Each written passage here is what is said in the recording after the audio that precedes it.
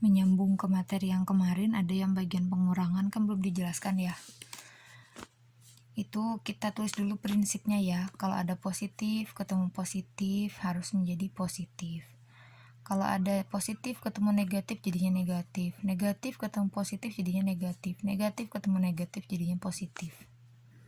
Ini bukan tentang penjumlahan atau pengurangan, tapi yang jelas tandanya seperti ini. Contohnya seperti kemarin, misalnya negatif 2 dikurangi 7.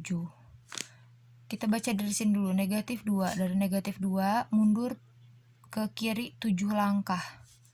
Jadi negatif 9. Coba kalau dibalik, negatif 2 dikurangi negatif 7.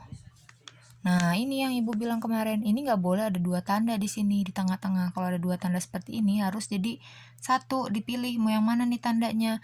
Maka kita tulis dulu negatif 2, kemudian yang tanda 2 ini negatif ketemu negatif. Lihat lagi di sini, dicek, negatif ketemu negatif jadinya positif. Jadi negatif 2 ditambah 7, 7-nya tetap. Tapi yang di sini tandanya jadi beda kan, tadinya negatif ada 2 jadi positif atau ditambah. Negatif 2 ditambah 7. Negatif 2 ini maju 7 langkah tapi ke kanan. Jadinya berapa? Jadinya adalah 5. Nah, sekarang kita lanjut ke perkalian dan pembagian. Sebelum ibu menjelaskan tentang perkalian pembagian, kalian harus ingat dulu yang harus diutamakan pertama kali ketika ada campuran penjumlahan. Misalkan di satu soal itu ada tambah, ada kurang, ada kali, ada bagi, maka yang harus didahulukan itu adalah kali. Oke. Sekarang kita masuk ke perkalian. Contohnya, misalkan ada negatif 5 dikali 7. Nah, sebenarnya perkalian dan pembagian ini jauh lebih gampang daripada penjumlahan dan pengurangan, karena di penjumlahan dan pengurangan kita harus menggunakan garis bilangan supaya benar. Kalau yang di sini gampang banget. Tinggal pertama, supaya nggak bingung ya, pertama liatin dulu angkanya dulu tanpa tanda-tanda ya. Lihat angkanya dulu. 5 dikali 7 berapa? 35. Tinggal tandanya.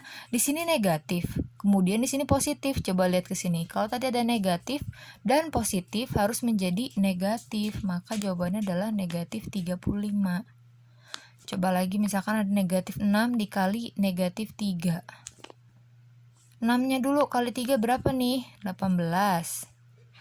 Negatif ketemu negatif. Coba lihat di sini, negatif ketemu negatif jadinya positif. Nah, ini berarti udah 18 doang.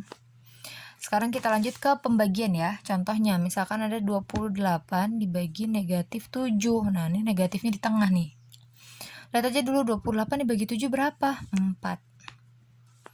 Positif ketemu negatif. Coba lihat, positif ketemu negatif. Oh, jadinya negatif. Berarti ini jawabannya adalah negatif 4. Selanjutnya, misalkan ada negatif 24 dibagi negatif 4. Coba lihat, 24 dibagi 4 berapa sih? 6. Negatif ketemu negatif. Nah, lihat lagi, balik lagi ke sini, negatif sama negatif jadinya positif. Jadi 6 aja deh, positif 6 gitu. Gampang kan? Untuk menghafal yang ini juga gampang banget. Tinggal pokoknya kalau tandanya sama, ada positif dan positif, maka hasilnya pasti positif. Mau negatif sama negatif pasti hasilnya adalah positif. Tapi kalau misalkan tandanya berbeda, ada positif dan negatif, jadinya negatif. Negatif dan positif jadinya negatif. Gitu ya. Mudah-mudahan pada bisa.